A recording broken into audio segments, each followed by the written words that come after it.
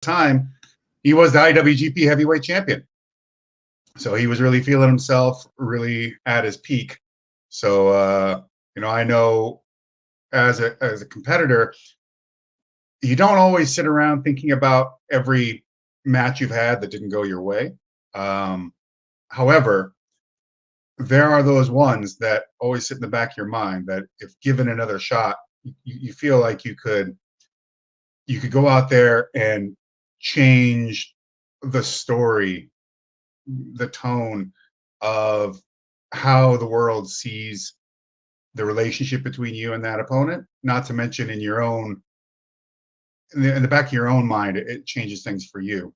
It's a bit of a vindication, even without it being necessarily a victory. Let's say somebody went out there and they had a really bad showing, and then they come out in a rematch and show that no, I was always capable of hanging in there with this guy. Well, it's a little different when you're John Moxley. So he came out there and he found a will to win, which is what makes him so dangerous. The guy is a never quit, never give up kind of guy. And in any professional wrestling ring in the world, you'd be hard pressed to find anybody that could go out there and take the victory over him. And well, it was a fine margin, but within that small margin, he found the recipe for success. So, that's the way it goes. And I understand he's doing some grappling tournaments now too, and actually won some type of tournament in Cincinnati not too long ago. Yeah, he competes here and there. He has an incredibly insane schedule. Probably, I'd argue, greater than anybody he's going to face on the mats. So he just does it for the fun of it. And in the day that we live in, where everything gets to be social media projected and put out there for the whole world, every little tiny little minutia, even a small Naga tournament or whatever. I mean, I've talked to John. Well, I've been working with him when I can too. We are great rivals and competitors, but we're good friends. And ultimately, like, I'm not out here to lose to anybody. Not really a fan of it, but when you go out there and you have to tie him up and go head to head with somebody that not only do you know that in the industry is one of the best there is in the world, but you know him personally and you know that he's a quality guy who's never going to give you any less than his all. So I don't have any problem trying to make, essentially in this case, one of my rivals stronger, because who you beat and what capability they have is directly reflects on the level of that victory. How much importance goes into it. Anyways, so I want to face the strongest that I always can. But I know he's gone out there before and won some smaller tournaments and things like that. He just likes to get in the experience, and I don't know how much he's always able to train right now, especially being a full-time dad and a full-time wrestler. But he really loves it. He really loves it, and I totally love the fact that he loves getting out on the mats. I don't love the fact that social media likes to use it as an opportunity to cudgel somebody, which, it could be this, it could be something else. But at the end of the day, John's awesome. And, I'm glad he's out doing what he's doing where he's living now. They've got a lovely setup and it's amazing for them. And their little one is going to grow up in a great community and household. But selfishly, I liked it also when he was in Vegas. He could just come over here a lot easier. Yeah, and also I find, at least at the smaller gyms, if you're somewhat of a celebrity, everyone wants to grapple you and film it, and it's really not that fun. Where I'm guessing at your gym and the bigger ones in Vegas, it's more higher caliber fighters, and you're not going to run into those issues. I think you could find that anywhere, to be perfectly honest, especially in a sport that could be as dog eat dog as MMA, especially is right now. I mean, not to say that it always hasn't had some color of that nature, but I think with the way social media has impacted everything, and I don't want to, sound like I'm just beating a dead horse here, but it has increased that element manyfold. So you could go to a gym full of active UFC competitors who, you come across those gyms where it seems to be like a farm almost, even regardless of whether or not this gym is full of all like the best guys, or they just somehow have a way to keep getting their dudes in the show. But in any case, a known place, you could go somewhere like that and still have people trying to shine themselves off of something they've done in the gym. Even if they're not out there filming your rolls and trying to post them up there, they're out there doing interviews saying how much they got you the other day or something. You're just like, okay, man, that's that's pretty immature. But with any place that I'm running, there's none of that bullshit's allowed. Whether you are a hobbyist, just training, or let's just say, like, I've trained Hollywood actors and actresses before, and they have to get in there and get to work on the mats with my students like anybody else. And I also expect my students to be like, oh, holy shit, there's that gal from that TV show that I really like. It's like, okay, great. They're here to do the same thing as you right now. So you're going to treat them like anybody else. And that also includes it, whether they were or weren't famous, whether they are or are not good looking, or any of these other little factors that might play into it. It can't, if I see that becoming an issue, if I see somebody act in a way that I felt is anything less than what our standards should be in the gym, you're going to get hell from me. And that's the last thing anybody wants. Yeah, I understand that. Is it true you were in anger management classes when you were younger? Yes, but that for entirely different reasons. Okay. But you seem so calm. So when I read that, I was like, I guess over the years, you've just changed and mellowed out a little bit. Not really, exactly. I maybe mellowed in some ways, compartmentalized it in others, but really, as a kid, what that was really just stemming from emotional immaturity. And I'm not saying that I even necessarily feel like I was in the wrong for the things that I ended up getting in trouble for, so to speak. But you have to know. You just go into the Kenny Rogers. You got to know when to hold them and when to fold them.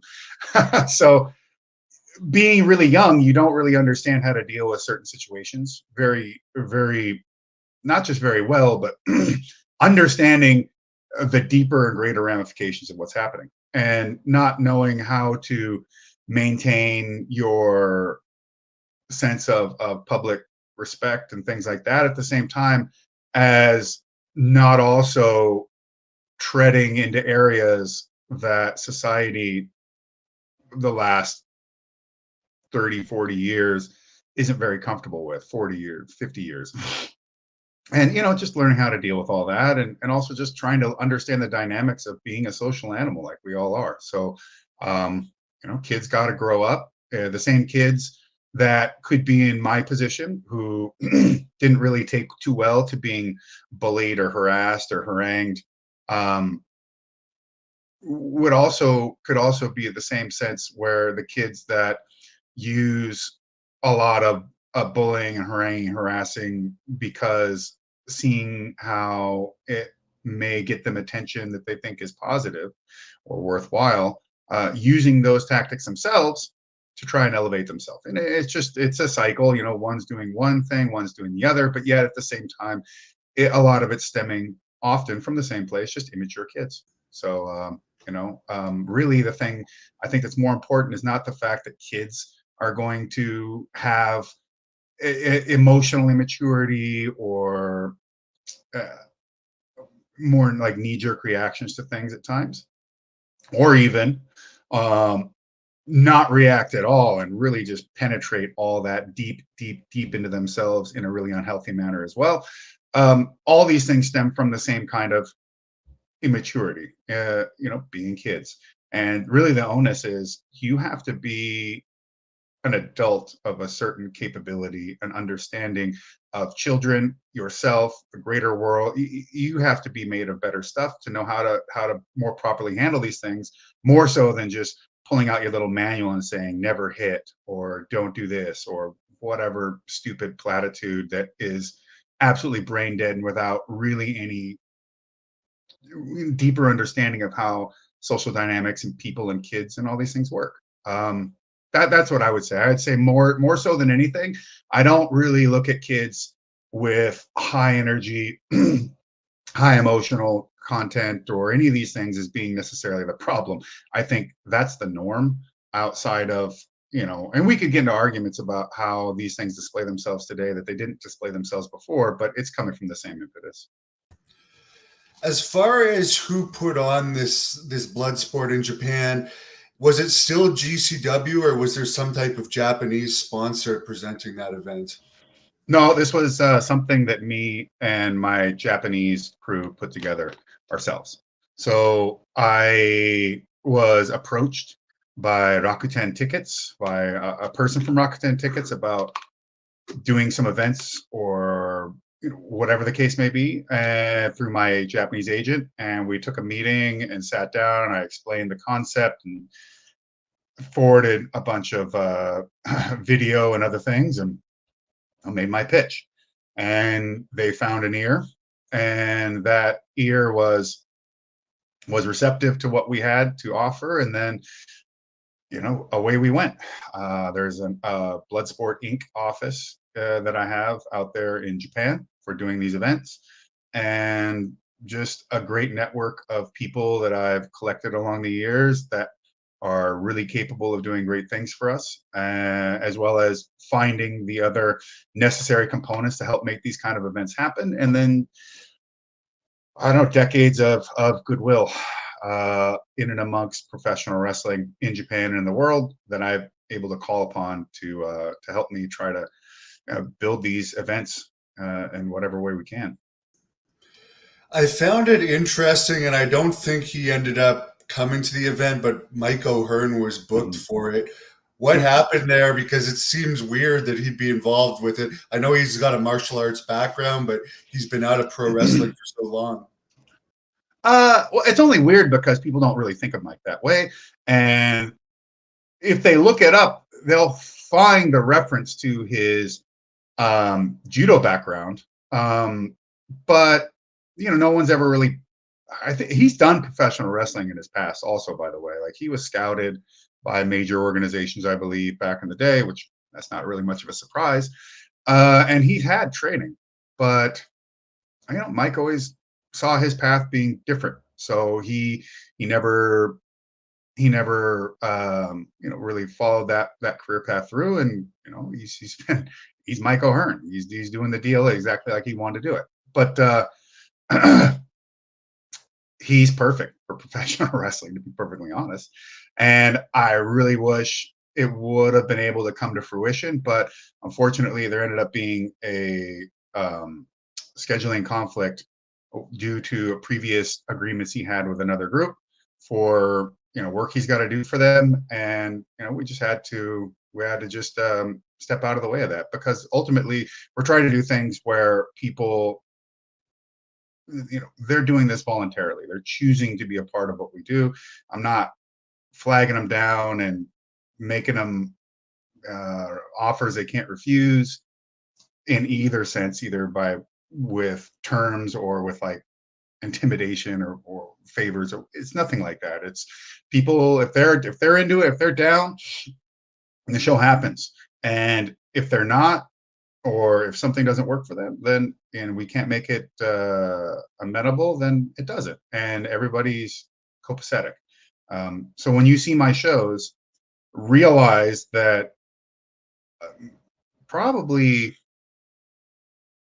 I would say, a overwhelming percentage of the names that you'll see on these shows, especially the bigger ones, are there because they hit me up or they expressed interest or something of that nature. Like they've chose and wanted to be a part of this, which is great because it makes it so much easier to put these shows together and to try and get the best out of everyone, and the best performance you can in the ring, because they're choosing to. They're not there because they're clocking in, and they're not there because they're forced to, or they're desperate. They're there because they're like, we think this is cool, and we want to do what we can to make it as cool as possible. Well, I hope to see him there in the future. Sean has a good question here. Any chance Steve Blackman could appear in Bloodsport? I have no idea. I mean, as far as I know, when it comes to guys like that, I mean, it's always fun to speculate, and people bring this stuff up all the time. But I think we get caught in a little time warp in our head, and we always remember these people as they were, maybe only a few years removed from when we last were really watching them. But the reality is that these years have been many, and a lot can happen in that time. Not just kind of guys' body breakdown or this or that, sure, and typical, but really more so, even, do they even want to do this anymore? Do they want to wrestle this way? Do they want to do this sort of? And a lot of times these guys, like, nah, they're good. They've put their time in, and they're past it. So people would bombard me about Guido, Meritato film, and I'm like, that guy's amazing. I thought he was a fantastic. And James Meritato as Guido, Nunzio, I guess, all these different names. But he said it himself not that long ago. He's like, look, man, I'm just too old for that now. Like, the body's not there. It's not really where he's got so many miles on his body. Which is another thing. It's easy if you're just on the outside looking in and you're not somebody in the business. It's easy to just see guys on television over time and be like, oh yeah, and they're still moving around and all this. If you were James Meritato, and let's just not even talk about any of the whatever indie wrestling or other smaller promotions, but okay, he's in UWFI, he's doing a stint there, which is really hard going wrestling.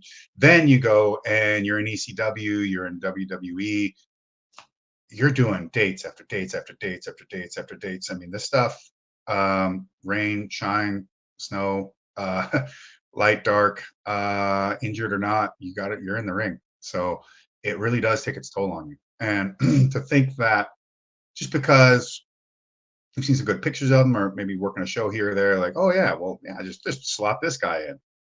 The fact is, it's like, even if we wanted to, a lot of times these guys are like, yo, we're just sorry. Maybe I could get one out of somebody, or generally they're just like, I wish I'd have seen this 10 years ago. And you can't fault them for it in any sense. But, it's just the nature of the business. And there's some guys that won't even be as old as James Meritato, who are just like, nah. I hit up, I've hit up some guys that used to be in WWE over the years, recent as well as in the past, and they're like, they are in good shape. They're good to go, and they're far younger, and yet their feelings are like, nah, no, just not, it's not doing wrestling, or not, that I don't really feel like that kind of style is something I could really excel at or suits me, or a variety of things. And at the end of the day, you just go, thanks, dude. Thanks for having the conversation, and no big deal, because you don't owe me anything. If we could make something cool, we will. We actually had Guido against Harry Smith up here for our promotion, Great North Wrestling, last year, and Harry Smith beat him. So there you go. You got the better of the fighters working for you now. As far as Rampage Jackson, you brought him back. He's done a little bit of pro wrestling, but it was nice to see him part of the company. Was that hard to convince him? Not really. I mean, we go way, way, way back. And I just recently did his Jackson podcast. So if you want to hear a bit more about our past, yeah, I would tune into that, because even on the show, both he and I talked about the fact that people, they don't, either they don't know, they've forgotten, whatever the case may be. I used to train Rampage, and we were sparring partners for years. We've been really close friends for a long time, and we've done a lot of stuff together, but people just kind of like, whatever.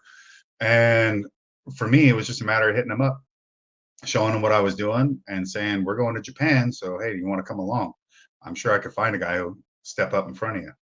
And Sekine, Hideki Sekine, Shrek, was easy to get to go in there and to face Rampage as well. So hopefully, uh, Quentin will be more than game to keep doing these and keep going back to Japan at the very least. I thought he had a great debut.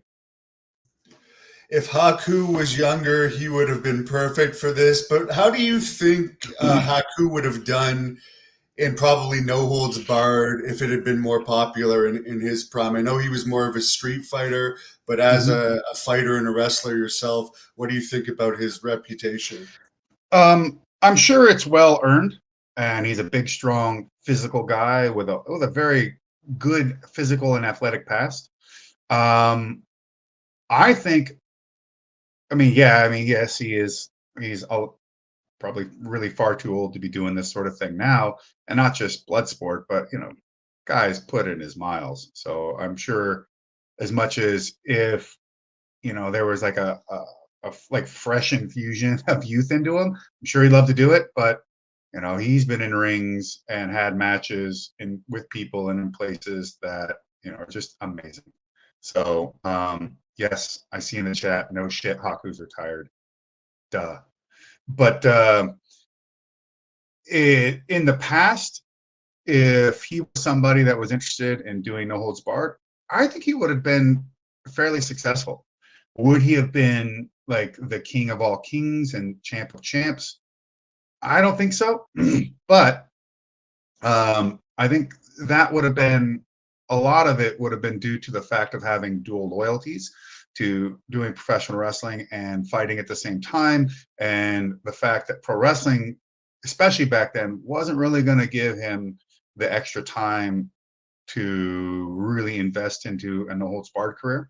And there would be things that would be really needed for him in terms of like how to deal with Brazilian jiu-jitsu, especially with the guard playing and all that. Such an unusual an unusual scenario to find yourself in, to be fighting a guy on the ground in that way, where they would willingly go to their back and work from there, which in I think everybody's mind was a submissive position that would not have the ability to really put authority over your opponents.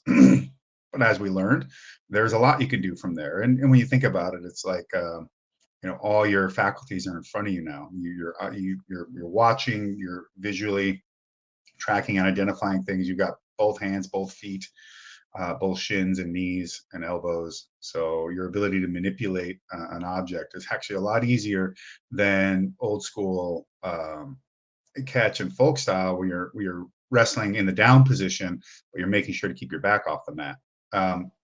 Which, funnily enough, that's what you see the most of in MMA now.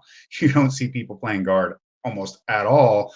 It's more like a holdover spot until they get a little bit of a breath or recovery. Then they start fighting up in a wrestling fashion, giving up their back, hand fighting, and getting up to their feet. Hakuho the goat. We're not talking about sumo, bud. Yes, Haku also did sumo at some point, but not at the level of Hakuho. And Hakuho is amazing, but irrelevant. Anyways, Haku, I'm sure would have been terror back in the day. And win, lose, or draw, I don't think anybody would have been able to look at Haku and been like, "Oh, you lost a fight. Oh, you suck," or "You beat that guy. You're the great." I think everyone would have just been like, "Yeah, I think we all knew you were a badass." And while this is some sort of proof, like you're just Haku's that guy that if you beat him in a fight, you wouldn't try it again. And if you saw him lose a match, maybe, which it would be impressive to see if you could find him actually like being dominantly beaten. I just don't see it. He's that guy that like you would avoid on the come up because you're like, this would be way too much effort no matter what.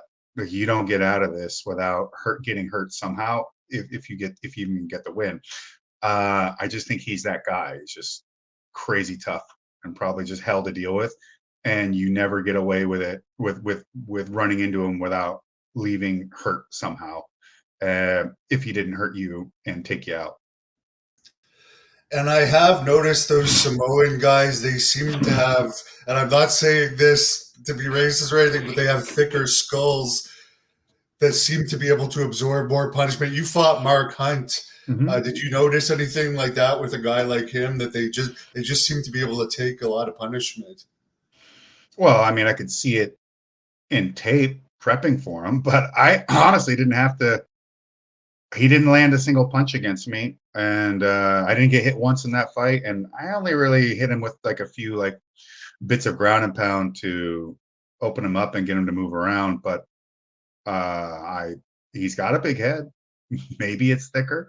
I'm not entirely sure. I suppose we could get some sort of legitimate anthropologist on it. They could maybe start taking some measurements of Pacific Islander skulls or something over time. And although I think another thing that might play a factor is a lot of these Pacific Islander types, regardless of where they're from, in terms of their tribal background or their native background, they're heavyweight, and by being heavyweight, they are not cutting a ton of weight, which leaves much more of the water and fluids that would be surrounding and protecting the brain intact. So it's going to go a long way toward you being able to take a punch. But yeah, I mean, have I fought many? Yeah, I don't know. I suppose guys that can take a beating. I mean, look, Alex or Minotauro Nogueira. I mean, he's as Brazilian as they come. Boy, when that guy's chin was intact, he could just take a beating. Yeah, I just noticed when I wrestled Haku, he's like, hit me as hard as you want. And it seemed like it didn't bother him at all. So it was nice. Tito Ortiz is another guy that's dabbled in pro wrestling. I know he tried to get a WWE contract at one point. What's your relationship like with him, and is he someone you would give a shot to? No, I don't think he really has any capability of doing pro wrestling whatsoever. I remember seeing his debut, so to speak, on TNA way back in the day. I think there was this whole like clusterfuck with him and Hall and Nash and I forget who else. And he was supposed to come out there as like the guest referee. I'm going to be the enforcer on this bout. I forget whose match it was, and like there'll be no funny business because Huntington Beach bad boy Tito Ortiz is here, and he lays everybody out, and then of course all the boys are just sitting there looking at and going like, he has no idea what to do now. Like we told him to do this, but I mean, honestly, wrestling is improv. It doesn't stop until you're in the back or cameras are off, whatever. Like you're on. So they all start getting up. I'll start moving around, and he lost his shit. You could tell, you could see somebody who looked like they're in the middle of the Pacific Ocean with no land in sight. And it was hilarious to watch him just come to a quick understanding that it's not about like pretending to hit people in overly comical ways. Um, there's a whole lot more to pro wrestling than that, and I don't really think he's made for it. It's as simple as that. Yeah, because he did have a full week tryout at WWE that he was blogging about 2 years ago. So obviously that probably didn't go well for him either. No, if he was capable of doing pro wrestling, he would have been doing it by now. What do you think about Tank Abbott as a fighter? Speaking of Tito Ortiz, they used to work together. Mm-hmm. I think Tank's fantastic. I think he's hilarious. I've always had a really good relationship with Tank. I had to wrestle him once in IGF, and I haven't seen that match on tape, so I don't know whether it was good or not. But you know, Tank's awesome. I think he enjoyed pro wrestling. I don't know how much he really took to it at the end of the day. I can't really recall like much of his library, but smart dude, loved to fight. And, there was always something special there with him. He was a legitimate 600-pound bencher or whatever. He could punch like hell. He was a wrestler. I'm sure more specialized and dedicated training could have helped him out a lot, but it was all in his own hands. But you knew that you were in for a fight if you had Tank in front of you. We saw Nick Khan was at one of your Bloodsport shows. Obviously, you trained Shayna Baszler. She's been appearing. Matthew wants to know any chance of Chad Gable or Karrion Kross in Bloodsport. Karrion Kross seems like a guy that might actually get over more in a place like Bloodsport. Well, he's done 2 of them prior to going to the WWE, so that would be easy to do. It's up to the company, and if that's something that would work out and they were available, then it's possible. Or is it something that we're like hounding them about?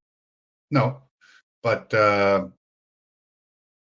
mean, look, we have the Creed brothers on this show. We've got Shayna Baszler, so anything is possible. Yeah, your next show is coming up this month, July 28th in Brooklyn. What else can you tell us about that event?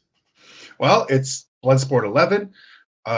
We feel like we've got great momentum leading into this from WrestleMania week, from Japan, and we just made sense to try and put this card together at this time. We aren't going to do a ton of shows a year, and that's on purpose. We feel like it's best to keep these special. Plus, Brett has a very full dance card with all he's doing with GCW, and that takes a ton of time, a ton of responsibility and logistics. And these Bloodsport shows are meant to be special events, not you just turn on the TV every week and catch them. That'd be a completely different discussion. But we've got, I just announced that Josh Woods from Ring of Honor, former collegiate wrestler, as well as someone that's been around the fight business a long time, been a part of, quite a few UFC level guys and other MMA fighters' fight camps, helping them prepare. I've always heard like really great things about him, and I know that coming to Bloodsport has been something that's been on his radar for a long time, but conversely, it's been on ours to get him in here. And so we've got him showing up. We have Matt Makowski returning, former Bellator veteran, GCW and Bloodsport veteran. You always know that you're going to get a hell of a match out of him. We've got Miyu Yamashita, who's going to be taking on Shayna Baszler. So you've got a kicker with a karate background from Japan, a very talented professional wrestler from Tokyo Joshi Pro, meeting a person born up in learning how to professional wrestle from the basis of essentially the shoot style and what you might find in Bloodsport, and then moving into the direction of the WWE. Someone's asking if you think you'll ever be in the UFC Hall of Fame. No, I don't think so. I don't think they'll ever put me in the Hall of Fame. I think there's too much history maybe between all of us, and who knows, but I just don't ever see that happening. And I don't live to be recognized necessarily by Hall of Fames. I'm not going to act like I don't care about those things, or I'm too big good for it, because I'm none of those things. I actually appreciate the pomp and circumstance of these kind of aspects of the industry. I mean, hell, I have given lifetime achievement awards to Eric Paulson and to Yoshiaki Fujiwara. So I myself really feel honored when given the opportunity to recognize these individuals, especially to those that I figure probably don't really know them, or maybe have forgotten, or any number of reasons why this person isn't really known to the fan base. In Eric Paulson's case, he's been out of MMA in the spotlight anyways for some time, but also he pro wrestled in IGF. I brought him over there to work for Inoki, and he's also been a trainer and been a massive presence behind the development of shoot and catch wrestling in the United States for a very long time, and that is really big in what we do with Bloodsport and professional wrestling in general. And then, of course, with Yoshiaki Fujiwara, it's also a matter of, do people uh, in the States really know him and his legacy, as well as these younger audiences that might not know him as well in Japan as I think they should. So it was just, I'm into that stuff. But as for me being in the UFC Hall of Fame, I just don't ever see that happening. So, oh well. You won Performance of the Night with UFC Fight of the Night twice. Do you think it's time for UFC to finally boost their performance bonuses past 50,000, given how profitable the company is now? Um, Maybe I think it would be a far better thing uh, to make adjustments in regards to the contract structures, depending on the placement on the cards that particular fighters are, as well as pay-per-view points and incentives towards increasing their paydays by what they draw. I think that would be more important than just making a bigger bonus, because a bigger bonus is just something that happens randomly across an event, which I mean, look, if you're not going out there trying to totally disassemble your opponent, which should equal something highlight reel worthy, I don't know what to tell you. I mean, there's too many guys that are out there just trying to get by. They blow weight on purpose because they know that 20% and whatever, it's worth it to get that win and climb the ladder and get more notoriety under your name and build leverage than it is even to necessarily get an extra 10, 20, $30,000 on the night.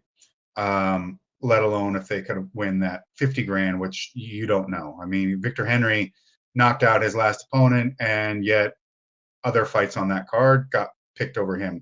His debut against Raoni Barcelos, he had just a massive volume war with his opponent.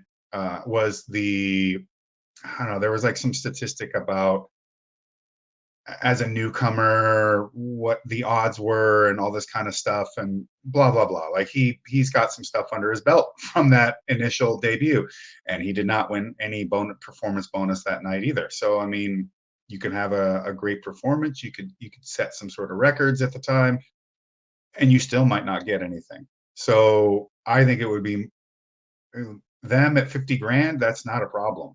The bonus, the performance bonus at $50,000 isn't too little or too much, and it's enough, I think.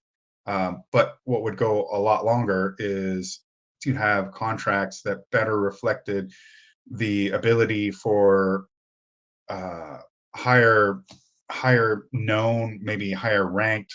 It's not just, but the athletes that can draw, allowing them to draw that money, because it's not money that you pull out of thin air and give them guaranteed. It's money that they get by essentially proving why they're the semi-main event, or they're on the poster, or they're the main event, or things of that nature. Because you don't put people in those positions that don't draw, that don't put asses in the seats. So if they're capable of doing it, give them the ability to monetize that, and everybody will be a whole lot happier.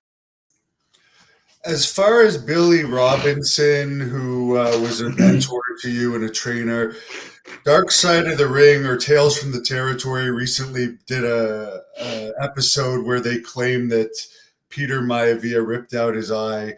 Did he ever tell you about this story? Because I know he had both of his eyes when he passed away. Could you shed any light on it? I mean, maybe he got into a scrap with Peter Maivia, and Peter Maivia attacked one of his eyes. I mean, it's all possible, but like Vader's eye was sticking out, and he just popped it back in and kept doing his fight, whatever you want to call it, with Stan Hansen. Sure, maybe, but I think I say we, I think fans are getting too caught up in thinking what it would be like for them to have Peter Maivia, pull on their eye or dig at their eye. No, you would not survive. You'd think it'd be the end of the world. Your eye's probably coming right out of your head. You're right. But you're not Billy Robinson. And you're not Peter Maivia. You're not Haku, and you're not, and the list goes on. When these guys go and scrap, it's a completely different story. So what? Peter Maivia maybe went after Billy's eye. That don't mean shit. You know what I mean? It's like there's probably, and I'm not trying to expound upon the story itself. I don't really know it as far as like being told direct to me from Billy or Peter Maivia. I don't even know if Peter Maivia is still alive. Anyways, I'm pretty sure he's passed away now. Okay. But there could be some like really big name guy in this era. It's less likely, but there could be, who has that kind of nasty, down and dirty attitude towards street fighting in let's say AEW or WWE. And I could get into a scrap with them, and they could go after my eye. They're not going to win, and if anybody plucks mine, they're losing 2 of theirs. I'll look cool in an eye patch, and we'll see how you handle a cane. But it's just, I think some of it was back in the day with working, because it was an industry that, well, I mean, could end up in places where they're going to stiff you over money. Some guy's really going to shoot on you. All kinds of them. Some wrestlers might decide to try and jump you and steal your. Any wild ass thing could happen. It was a different era, different time. Everything wasn't so policed and oversaw by a million billion cameras and eyes at all times.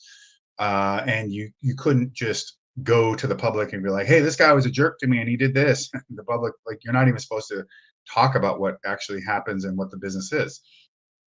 So back then, I mean, you had plenty of guys that came from a shooter background, and to be honest, to really get into the ring in professional wrestling, you had to be capable. If you couldn't fight, for the most part, in some degree, you weren't showing up there. They would just weed you out, grind you to dust, take your money, and send you on your way, like from a tryout or whatever. I didn't mean like, and that goes from like, you've got your Billy Robinson and your Iron Sheiks, who all have legitimate amateur backgrounds, or you might have someone like even the Road Warriors, who were not guys with, I don't know that they ever even wrestled in high school. Maybe, they were like lifelong athlete guys, but they all had a reputation for street fighting and being dormant. You got to be tough. So if you couldn't be tough, if you couldn't legitimately fight to some degree, a lot of times, like, you weren't stepping in between those ropes. But that being able to fight doesn't necessarily mean that you're a quote unquote like trained shooter. So if you should happen to run into one of these guys, what would you do if you can't actually shoot? Well, you go after their eyes, you go after their, you fish hook, you headbutt, you do all this other stuff. Totally given as something that if you didn't want some shooter to try and break your arm off and beat you to death with it, I could see somebody employing such tactics, or biting. A street fight's a street fight. It's not a match in the ring. It's different. But whether or not Peter Maivia damaged or hurt Billy's eye, or doesn't matter, or did not. It's irrelevant, because that doesn't necessarily mean that Peter Maivia won the fight either, or that at the end of the day, whatever it was, they didn't settle their differences and call it good. And Billy's eyes worked fine enough to tell me or whoever else that you're fucking it up, do it again, whatever. So it's just, you got to remember, dark side of the who knows, it doesn't matter. These are meant to entertain and sensationalize. These are not meant to necessarily always tell a very plain, simple truth. That is 100% true. And as far as Mark Kerr, who The Rock is doing a movie on, I know you've grappled him a couple of times. Mm-hmm. Are you going to have any role in this movie by any chance? Because I know some real fighters are. And what are your thoughts on Mark Kerr? No, I'm not going to be within 50 feet of that movie, I'm sure. Whoever is sewn up on the stunt and action team side, and I guess consulting side, they've locked it all up. They've got their buddies in. They've got whoever they felt that they could get a hold of. I've got I know some of the people on the set, and I think they're fantastic. But no, there were decisions made already. That's not how Hollywood works. Hollywood is not, hey, we need to find the exact perfect dude who knows and this and that. No, that's not how Hollywood works. Like, oh, I'm going to get all my buddies in, or I'm going to use my network. Well, how about whether does this guy even look like so and so? Doesn't matter. Close enough. He's in my network. He gets shuttled in. Or you'll get a lot of people in the stunt action choreography stuff who are gonna like, oh yeah, I can do that. The number one thing in Hollywood is to always say you can do whatever it is they're asking you to do, even if you have no fucking clue. So I know I've done fight choreography for some small movies before, and I've done all my own choreography for my fight scenes, essentially, minus one that I still was able to add uh, some different little improvisations and changes to, but it came to me as a whole set together previs, and it's like, well, the person you're going to be working with has been working off of this the whole time, and if you're going to make a bunch of changes or switches up, it's not quite the same. So in this case, this is just standard Hollywood stuff. It's not against me, by the way. It isn't like personal. It's just the way that the business works, and some of that is, you could call it nepotism or cronyism, but honestly, there's a thing that I think people don't really consider, and that is one, movies are millions of dollars, millions upon millions of dollars invested into creating these projects. And even with tons and tons and tons of capital, shit still goes wrong. Look at the new Roadhouse movie. But with doing these films, you want people that you can trust, people that are not shitheads, that aren't going to be running their mouths to people they shouldn't be. They're going to have a good attitude on set. They're going to be professionals that are going to be where they need to be when they need to be there. They're not going to be out there trying to be star fuckers the whole time, and they're going to get on with everybody. And you can count on them to take care of business, and that's massive. So if you want to get into film and movies, be somebody that they actually want to have around and that they can depend on, and you'll see a lot of things go your direction, even if you're way over your head. Now, you've beat Frank Mir before in MMA. He's dabbled in pro wrestling. Has he reached out at all to you about Bloodsport? Not since the first one, no. Okay. As far as you as a pro wrestler, a lot of people don't realize, I think you had your first match in 2003 IWGP heavyweight title match against Yuji Nagata. So you've been in actually wrestling for decades. Is this something that you always wanted to be in, or did the opportunity just arise after you became a great MMA fighter? Well, I was always a big fan of professional wrestling, especially Japanese wrestling, and I never, to be honest, I didn't really think that it was something I would find myself in, or I kind of had the faint idea that I could maybe do like some matches here or there, maybe at some point in Japan, but I never really thought of it as something that would be such a massive portion of my life. I understood that pro wrestling and MMA were two sides of the same coin. But yeah, I guess when I was younger. Now, it's also hard to. This conversation sounds like we're talking about somebody who's like 35, and then no, I started fighting at 19 years old, so my career decisions were made by somebody that was under to just over 21 years old. So I was really young into this, and MMA was super young. Maybe not super young, but it was young enough that there was still a lot of uncharted territory and a lot of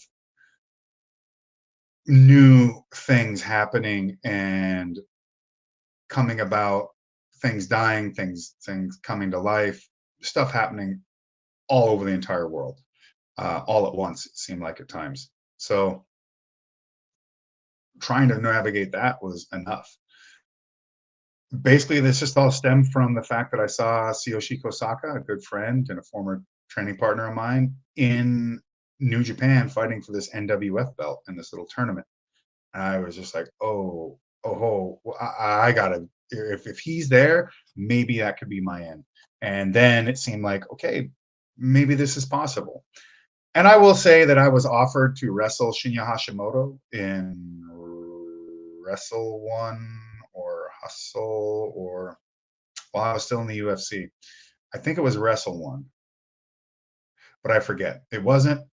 Maybe I don't think it was 0-1. I think it was a co-promoted thing um, with Ryzen. I mean, sorry, Pride or something of that nature back then. It's been a long time because I think I was like 20, 23 or 20, 22 or 23 at the time, and I was still in the UFC Yeah. because I had to ask them about permission. But at the same time, as cool as it sounded to wrestle Hashimoto, uh, at the time, it just, even in my, that the UFC is like, nah, we can't have you uh, we can't have you doing this. This isn't just, this doesn't really work for us, what we're doing. Like, okay.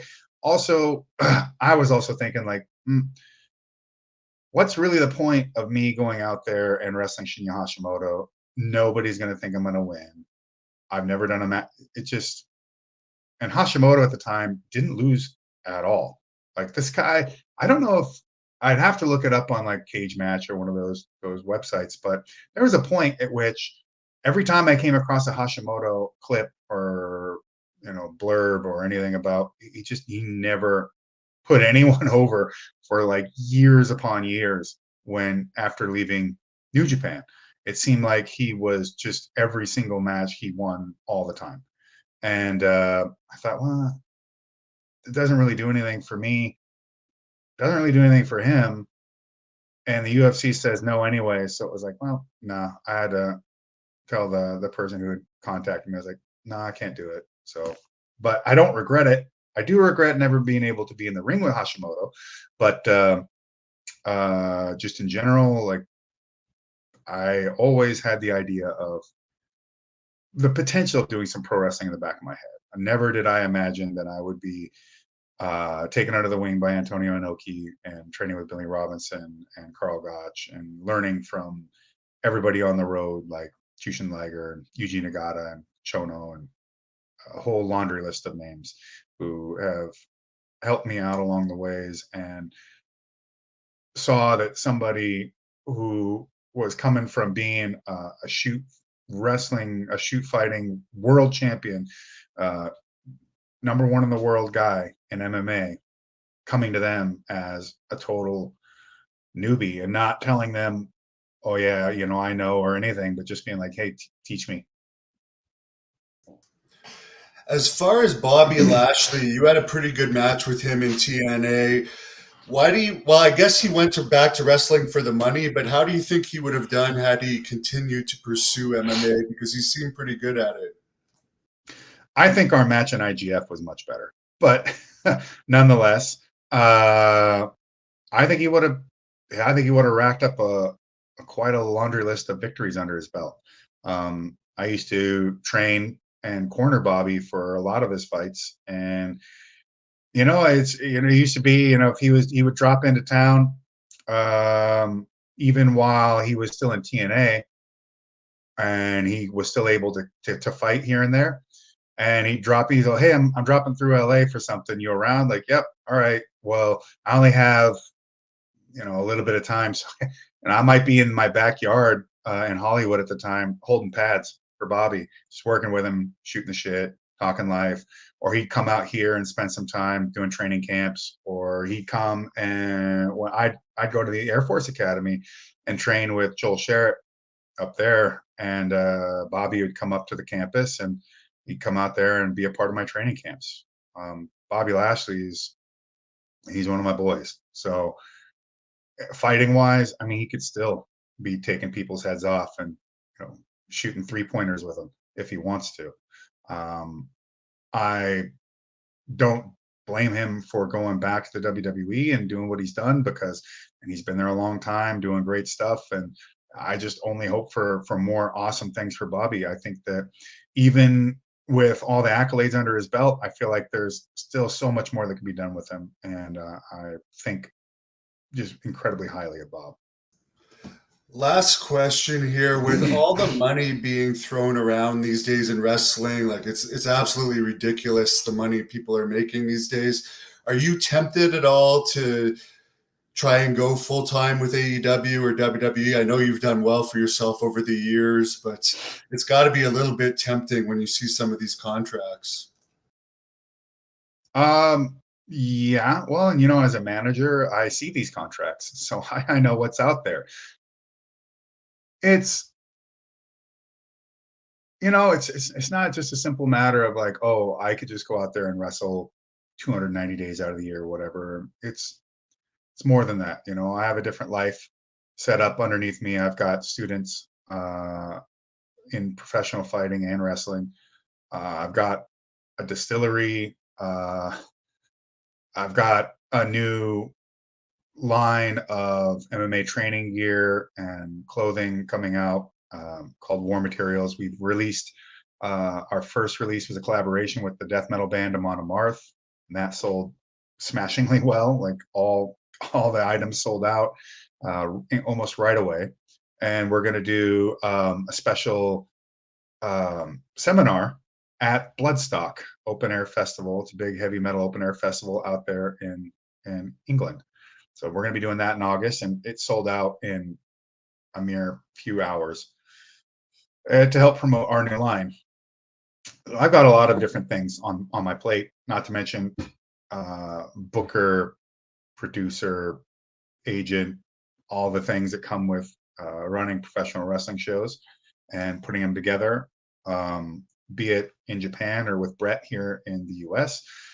I got a full plate, and I love wrestling. So the opportunity to do meaningful stuff in WWE or AEW or TNA or something like that, I'm totally open to it because I love wrestling. I love having the opportunity to get out there and face somebody that I think is worthwhile to do it, and to create a moment in for that time that we meet. I love it. But as for like chasing after, I mean, everybody's got my number. So if they want to bring me into the fold for something, then it's not really very difficult. But I'm not out there trying to kick someone's door in, telling them like, oh, look at this huge program I got all lined up. Just hire me to do it and put me in. It's not needed. I can go anywhere and work anyone anywhere. But um, I'm 46. I got a lot left in the tank, but my pathway is going to be a little bit different. And of course, speaking of a lot less in the tank, are you going to be wrestling on this July 28th Bloodsport event in Brooklyn? Well, that's the intention. I wrestled Moxley in Bloodsport Bushido in the main event. We ended up going 22, 23, 20 out of 25 minutes possible. And then I followed that up on July 1st, taking on Yu Izuka and Glate in a UWF match. And while, big difference between a young, much smaller up and comer like Izuka, who has a great potential future, and a hardened heavyweight veteran like John Moxley, it's night and day. But I can go out there and go. I've got plenty to offer, and with the Bloodsport shows, this is my battleground. So it is the place that you're going to find me the most, and we're looking out there for the right potential victim. Oh, I'm sorry, I mean opponent for this upcoming card.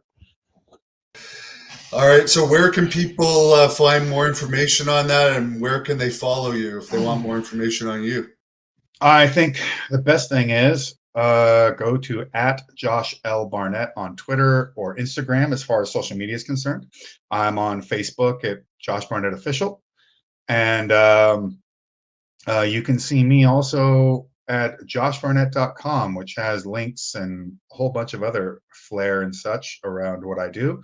I can point you to all my instructional videos with BJJ Fanatics. If you are an MMA grappler or a professional wrestler wanting to learn the skills of catch wrestling and add to your arsenal, or to get a good start, a foundation underneath you, to improve what you do as a pro wrestler, a fighter, a grappler, any of these aspects of combat sports, you can see these instructionals at bjjfanatics.com right now. Just look up Josh Barnett, and there will be more in the future as well. You can go to the War Materials website, look it up, War Materials MMA or War Materials Josh Barnett, and you'll find our gear and clothing offerings there. I should think that's the best, outside of if you like to have a big, smoky, amazing glass of whiskey, then I would go to warbringerbourbon.com. Very good. And I really appreciate your time. I'll let you close this off with whatever you want to tell the fans to shut this down. Well, Bloodsport Bushido was an incredible experience, something I really never thought would come to reality. And I have to say, it's the best looking show that I have ever done or been a part of. So if you want to see legends of the ring that you do not see in the United States, like Kazushi Sakuraba, Masakatsu Funaki, um, Rampage Jackson, myself, although you can't see me here, you can still watch Bloodsport Bushido on Triller TV. And you can go ahead and order the pay-per-view for $19.99, and it'll live in your library to watch it again as much as you like. And we also have plans to release a special edition Blu-ray, because while I know everybody is moving towards streaming and pretty much all aspects, I personally still think physical media is key in this world, because at the end of the day, no matter what you purchase digitally, technically it's just a long-term rental, or anything you purchase physically, you own that. And we plan to put different special behind-the-scenes footage, photos, and other elements onto this Blu-ray to make it something that will be filled with content you'll only get there. So when that's available, we'll be letting you know. It'll be available for global sales. And we've got Josh Barnett's Bloodsport 11 coming up in Brooklyn. This is the 11th show between that me and Brett and GCW have put together. And, again, you're going to find what has put us on the lips and out of the mouths of so many people out there, especially now, where the almost unbelievable is happening, and that is, talent from WWE is coming and making their way to the Bloodsport ring to see what they're made of. So come check us out live. There may be a few tickets left, or if you can't make it there live, watch us live, streaming on Triller TV through Triller Plus.